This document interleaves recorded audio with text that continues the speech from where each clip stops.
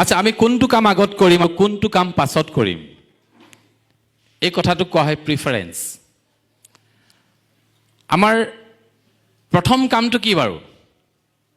ছাত্ৰ ছাত্ৰীসকলক সুধিছে, আমাৰ মুখ্য কামটো কি? আমাৰ মুখ্য কামটো কি?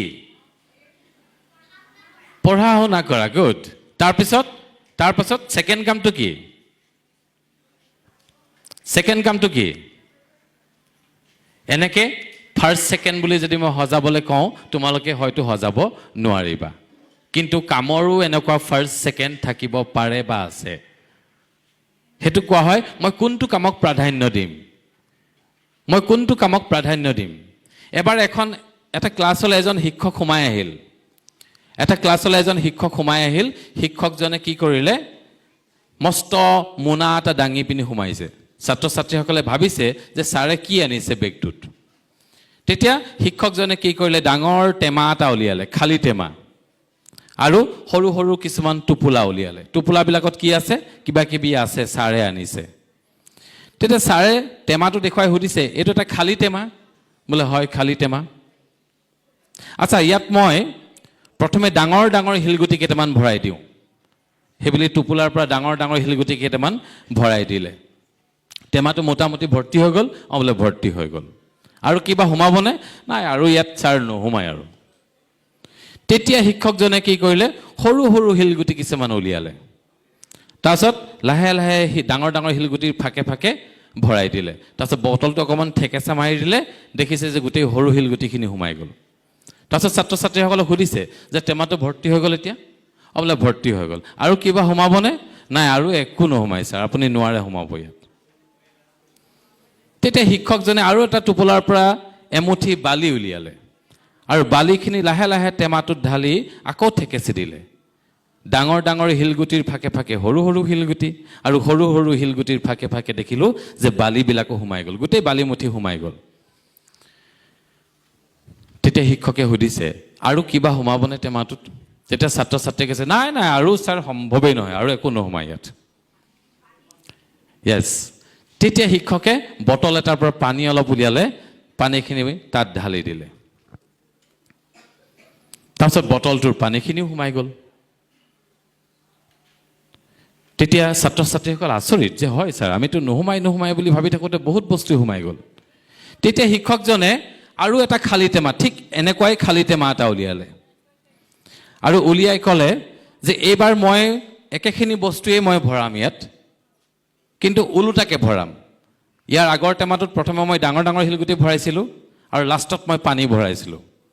এইবাৰ এইটো টেমাত মই প্ৰথমে পানী ভৰাম, পানী বটল ঢালিলে। তাৰপিছত মই বালি ভৰাম, বালি ঢালিলে। তাৰপিছত মই সৰু সৰু শিলগুটি ভৰাম, সৰু সৰু শিলগুটি ঢালিলে।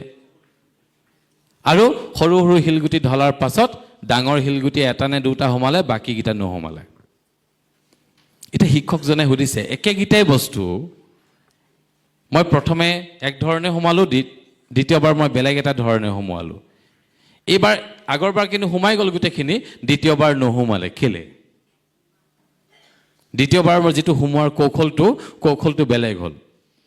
এতিয়া কৈছে, আমাৰ জীৱনটোত এনেকুৱাই কিছুমান ঘটনা ঘটি থাকে। আমি যিকেইটা প্ৰথম ডাঙৰ কাম, আমাৰ যিটো ডাঙৰ কাম, সেইটো আমি প্ৰথমে কৰিব লাগিব। আমাৰ ডাঙৰ কামটো কি? পঢ়া শুনা। তাৰপিছত যিবিলাক সৰু সৰু কাম, বালিৰ নিচিনা কাম, সৰু সৰু শিলগুটিৰ নিচিনা কাম, পানীৰ নিচিনা কাম, মোবাইলত গেম খেলাৰ কাম, বিয়া খোৱাৰ কাম, গান গোৱাৰ কাম, ফুৰিবলৈ যোৱাৰ কাম, চিনেমা চোৱাৰ কাম, চব কাম সোমাই যাব। আমি যদি প্ৰথমে ডাঙৰ কামকেইটা কৰি লওঁ, তাৰ ফাকে ফাকে চব কাম সোমাই যাব। কিন্তু যদি তাকে নকৰি প্ৰথমে যদি ভাবি লওঁ যে নাই, প্ৰথমে চিনেমাকে চাই লওঁ, প্ৰথমে মোবাইলত গেম খেলি লওঁ, প্ৰথমে অলপ ঘূৰা ফুৰা কৰি লওঁ, সোমবাৰৰ পৰা পঢ়িম, দেওবাৰৰ পৰা পঢ়িম, বুধবাৰৰ পৰা পঢ়িম, তেতিয়া দেখিবা এই ডাঙৰ বস্তুকেইটা সোমাবলৈ থাকি যাব। গতিকে সেই শিক্ষকজনে এটা কথাই বুজাইছিলে যে প্ৰিফাৰেন্স, কোনটো কামক আমি গুৰুত্ব দিম, যিটো আমি আটাইতকৈ গুৰুত্বপূৰ্ণ কাম, সেইটোক আমি প্ৰথমে প্ৰাধান্য দিম, তাৰপাছত সৰু সুৰা কামবিলাক চলি থাকিব। আৰু এনেকৈ যদি আমি জীৱনটোত আগবাঢ়ি যাব পাৰোঁ, তেতিয়া দেখিম যে আমাৰ জীৱনটোত সকলো কামেই ধুনীয়াকৈ হৈ গৈছে। নহ'লে কি হ'ব যদি নকৰোঁ আমি উল্টাকে কৰি থাকোঁ তেতিয়াহ'লে আমাৰ ডাঙৰ ডাঙৰ কামবিলাক থাকি যাব পঢ়া শুনা কামবিলাক থাকি যাব আৰু জীৱনত যেতিয়া বুঢ়া হৈ আহিম তেতিয়া আমি মোৰ ইটো কাম নহ'ল সিটো কাম নহ'ল আমাৰ আক্ষেপবিলাক বাঢ়ি যাব হয়নে নহয় কথাটো হয়নে কেৱল ছাত্ৰ ছাত্ৰীসকলৰ কাৰণেই নহয় মই এই ঘটনাটো যেতিয়া পঢ়িছিলোঁ এই ঘটনাটোৱে মোকো খুব অনুপ্ৰাণিত কৰিছিল গতিকে সৰু সুৰা কামবিলাক বিয়া খাবলৈ নাপাম বুলি কেতিয়াও চিন্তা নকৰিবা মাজে মাজে সব চলি যাব কিন্তু আমি প্ৰাধান্য দিব লাগিব ডাঙৰ মুখ্য কামবিলাকত এতিয়া কথাটো হ'ল কি